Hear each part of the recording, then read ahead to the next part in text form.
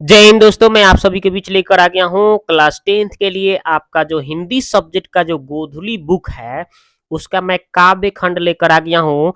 ये chapter number 3 है, ठीक है। इस 3 चैप्टर से जितने भी आपका ऑब्जेक्टिव क्वेश्चन आने वाले हैं या फिर सब्जेक्टिव क्वेश्चन आने वाले हैं, आपका टोटल यहीं से आने वाले हैं, ठीक है। तो चलिए वीडियो को शुरू से अंत तक जरूर देखिएगा, इसके बाद आपको पता चलेगा कि क्वेश्चन कहाँ से पूछा जाएगा, ठीक है। तो स्टार्ट करते हैं। सबसे पहले हम महत्वपूर्ण बिंदु की बात करेंगे, ठीक है। पाठ का नाम है अति सुधो स्नेह को मार्ग है, मो आसुवाहिनी बरसौ घनानंद। इसके लेखक कौन है? घनानंद, ठीक है। तो सबसे पहले हम महत्वपूर्ण इंपॉर्टेंट टॉपिक्स की बात करेंगे, महत्वपूर्ण बिंदु की बात करेंगे जहां से आपका ऑब्जेक्टिव क्वेश्चन बनता है। तो देखिए, इस पाठ के लेखक कौन है? इस पाठ के लेखक कौन है? तो घनानंद। अति सुधो स्नेह को मार्ग चैप्टर के लेखक कौन है? तो घनानंद, ठीक है ना। अति सुधो स्नेह को मार्ग चैप्टर के लेखक कोई पूछता है तो घनानंद बताना है।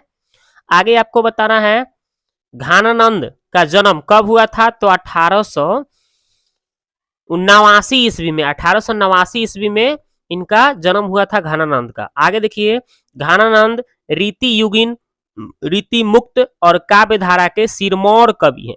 कैसा कवि है? तो रीति युगिन, रीति मुक्त और काव्य धारा के सिरमौर कवि हैं। ये भी ऑब्जेक्टिव में पूछा जाएगा।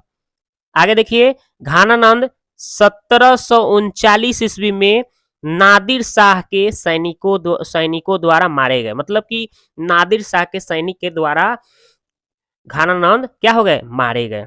कब? 1739 ईस्वी में। आगे देखिए, घनानंद मुगल बादशाह मोहम्मद शाह रंगीले के यहाँ मीर मुंशी का काम करते थे। आगे देखिए, घनानंद अच्छे गायक और अच्छे कवि थे। आगे देखिए, घनानंद सुजान नामक नर्तकी से प्यार करते थे। घनानंद प्रेम के पीर के कवि थे। कैसा कवि थे? तो प्रेम के पीर के कवि थे। आगे देखिए, घनानंद की भाषा क्या है? भाषा परिष्कृत और शुद्ध ब्रज भाषा था, है ना, ब्रज भाषा था। ओके, यहाँ पे था कर लीजिएगा। आगे देखिए, घनानंद सवैया और घनाक्षरी अत्यंत प्रसिद्ध है। घनानंद के सवैया और घनाक्षरी जो था ये बहुत फेमस है। घनानंद के प्रमुख ग्रंथ हैं कुछ: सुजान सागर, विरह विरह लीला, रसकेली बली। ये जो 3 गो जो है इनका प्रमुख ग्रंथ है। ये बहुत बार एग्जाम में पूछा गया है, ठीक है। अब हम लोग बात करेंगे ऑब्जेक्टिव क्वेश्चन की। तो सबसे पहले हम ऑब्जेक्टिव क्वेश्चन लिए हैं कि नादिर शाह के सैनिकों द्वारा घनानंद कब मारे गए थे? तो 1739 ईस्वी में। घनानंद किस धारा के कवि थे? तो रीति मुक्त धारा के कवि थे। सुजान सागर किसकी कृति है? तो घनानंद की है। घनानंद किस काल के कवि हैं? तो रीति काल के कवि हैं। आगे देखिए, किसे प्रेम के पीर के कवि कहा जाता है? तो घनानंद। घनानंद किस भाषा के कवि हैं? तो ब्रज भाषा के। रीति मुक्त काव्य धारा के सिरमौर कवि किसे कहा जाता है? तो घनानंद को कहा जाता है। आगे देखिए, घनानंद कवि है तो काथी के? तो पीर के कवि है, प्रेम के पीर के कवि हैं, याद है आपको। घनानंद के अत्यंत प्रसिद्ध रचना क्या है? तो सवैया है और घनाक्षरी है। घनानंद की महत्वपूर्ण रचना क्या है? तो सुजान सागर, बहुत बार पूछा गया है।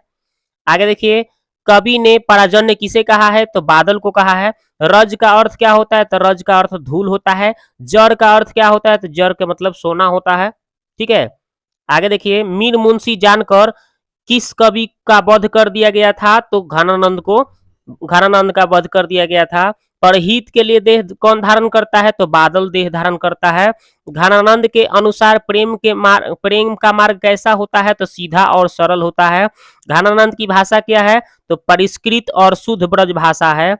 आगे देखिए, घनानंद किस मार्ग को अत्यंत और सीधा सरल कहा है? तो प्रेम के मार्ग को। निस्वार्थ भाव से निश्चल होकर अपने को समर्पित कर देना किसका कथन है? तो घनानंद का। घनानंद किसके द्वारा मारे गए थे? तो नादिर शाह के सैनिकों द्वारा मारे गए थे। अब हम लोग महत्वपूर्ण सब्जेक्टिव क्वेश्चन देखेंगे जहां से आपका एग्जाम में पूछा जाएगा। पहला क्वेश्चन हम लिए हैं कि कवि प्रेम मार्ग को अति सुधो स्नेह क्यों कहा है? इस मार्ग की विशेषता क्या है? तो कवि घनानंद ने प्रेम मार्ग को अति सुधो अर्थात अत्यंत सरल कहा है। क्योंकि इस मार्ग पर कोई चतुराई नहीं चलता है। इस मार्ग की यह विशेषता है कि इस मार्ग पर बिना झुके और बिना छल कपट के चलना होता है। आगे देखिए, मन लहू पै देहु छटाक नहीं से कवि का क्या अभिप्राय है। इसका आंसर है, यह पंक्ति घनानंद के द्वारा लिखा गया है और इसके पंक्ति के माध्यम से ऐसे झूठे प्रेम करने वाले लोगों को बताते हैं कि जो लेते हैं तो मन भर लेकिन देते छटाक नहीं। आगे देखिए, परहित के लिए देह धारण कौन करता है, स्पष्ट करें। तो कवि घनानंद के अनुसार बादल जो है परहित के लिए देह धारण करता है और सबके ऊपर समान रूप से वर्षा करते हैं। आगे देखिए, कवि कहाँ अपने आंसुओं को पहुंचाना चाहते हैं और क्यों।